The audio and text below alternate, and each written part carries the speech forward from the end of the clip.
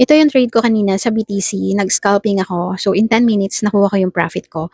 Explain ko sa inyo paano ako mag-scalping.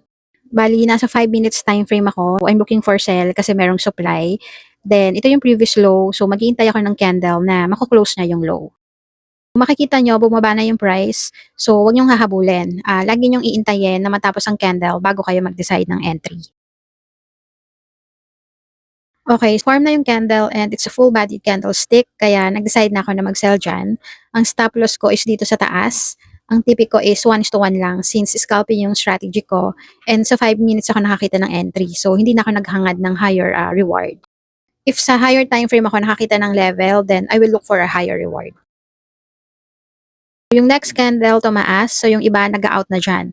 Pero ako kasi tinatapos ko yung candle bago ako mag-decide. If napantayan niya yan, then mag-out ako agad.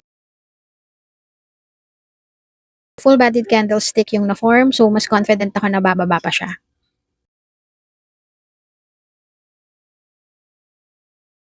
So yon, na-hit niya yung profit ko in 10 minutes. Ganyan ako mag-scalping, 1:1 lang.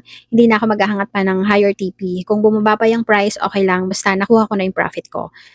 Meron akong signal sa Telegram ko, kung gusto niyo mag-join, free lang yon. Yung link nasa bio ko or i-message nyo lang ako.